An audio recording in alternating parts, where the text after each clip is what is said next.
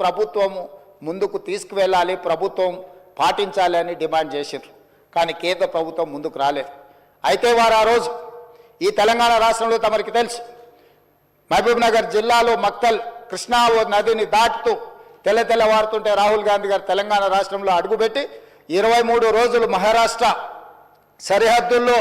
వారు మహారాష్ట్రకు వెళ్ళేటప్పుడు 23 రోజులు తెలంగాణ ప్రజలకు స్పష్టంగా చెప్పారు, తెలంగాణ రాష్ట్రంలో మా ప్రభుత్వాన్ని ఏర్పాటు చేయండి.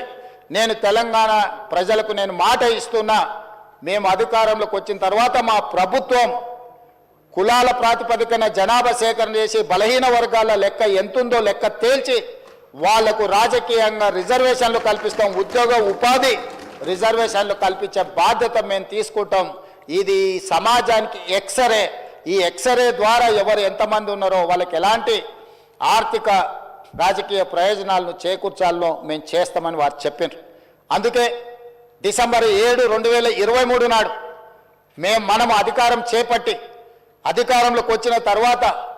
ఎంబడే ఫిబ్రవరి 4 నాడు 2024 నాడు మంత్రివర్గంలో ఆమోదం చేసి ఫిబ్రవరి 6, 2024 నాడు సహచర మంత్రివర్గ సభ్యులు పొన్నం ప్రభాకర్ గారు ఇదే సభలో తమరి అనుమతితో తీర్మానాన్ని ఆ తర్వాత పార్లమెంటు ఎన్నికలు 5-6 నెలలు ఈ ప్రక్రియకు పార్లమెంట్ ఎన్నికల వల్ల విఘాతం కలిగింది. కానీ ఈ ప్రభుత్వం మా నాయకుడు మేము ఇచ్చిన మాట ప్రకారం ఈ సమాజంలో కులగణన జరగాలి, కులగణనలో రాజకీయ ఆర్థిక సామాజిక అన్ని వివరాలను పొందుపరచాలన్న ఆలోచనతోటి ఈ కార్యక్రమాన్ని ముందుకు తీసుకెళ్లాలన్న లక్ష్యంతో మంత్రివర్గ ఉపసంఘాన్ని పెద్దలు ఉత్తమ్ కుమార్ రెడ్డి గారి అనుభవాన్ని దృష్టిలో పెట్టుకొని వారిని దామోదర్ రాజ్ నరసింహ గారిని, పొన్నం ప్రభాకర్ గారిని, దుద్దిల్ల శ్రీధర్ బాబు గారిని, సీతక్క గారిని కమిటీలో పెట్టి ఈ ప్రక్రియను మొత్తం ముందుకు తీసుకువెళ్లే ప్రయత్నం చేసినాం. ఈ ప్రక్రియలో భాగంగా బీహార్, అంతకుముందు కర్ణాటక రాష్ట్రాలు ఈ ప్రక్రియను చేపట్టి బీహార్ తీసుకొచ్చిన ఈ వివరాలను కోర్టులు కూడా వాటి మీద స్టే ఇవ్వడంతో తప్పిదం జరగొద్దు, ఇది పక్కడబందిగా ఉండాలి అని చెప్పి అధికారులను ఆయా రాష్ట్రాలకు పంపించినాం అధ్యక్ష. ఇదేదో ఆషామాషిగా ఇక్కడ ఉన్న కొద్దిమందిని పంచాయతీరాజు లేకపోతే ఏదైనా డిపార్ట్మెంట్కి సంబంధించిన క్రింది స్థాయి ఉద్యోగస్తులను పంపించే వివరాల సేకరణ కాదు అధ్యక్ష. ఈ దేశంలోనే ఈ దేశానికి ఆదర్శంగా ఉండే ఒక దిక్సూచిగా మారాలని తెలంగాణ రాష్ట్ర ప్రభుత్వం ఇతర రాష్ట్రాలలో ఇట్లాంటి ప్రక్రియ చేపట్టి ఈ ప్రక్రియ న్యాయస్థానాల ముందు నిలవకపోవడం, ఈ ప్రక్రియ వల్ల జరిగిన నష్టాన్ని అంచనా వేయడానికి కూడా ఇతర రాష్ట్రాలకు అధికారులను పంపించి ఆయా రాష్ట్రాలలో జరిగిన పరిణామాలను మనమంతా కూడా ఒక స్టడీ చేసి అధికారుల నుంచి నివేదిక తెప్పించుకొని తద్వారా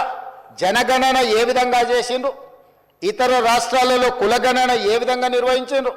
వీటన్నిటిని పరిగణకు తీసుకొని పదే ముఖ్యమంత్రి స్థాయిలో నేను, ప్లానింగ్ బోర్డు ఉప ముఖ్యమంత్రి గారు ఆర్థిక శాఖ కిందకు వస్తుంది వారు, అదేవిధంగా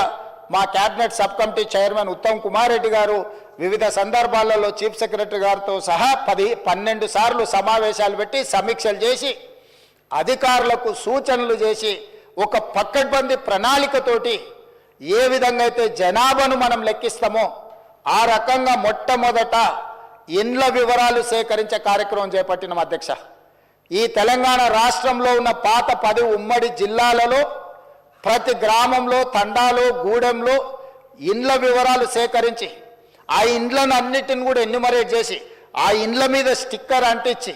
ప్రతి 150 ఇండ్లను ఒక గ్రూపుగా అంటే అధ్యక్ష మ్యాపింగ్ చేసి ఇట్లా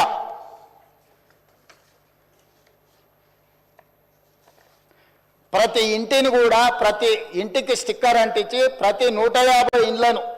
ఇట్లా మార్కింగ్ చేసి ఈ రకంగా 150 ఇండ్లను ఒక యూనిట్ కింద ఒక బ్లాక్ కింద గుర్తించి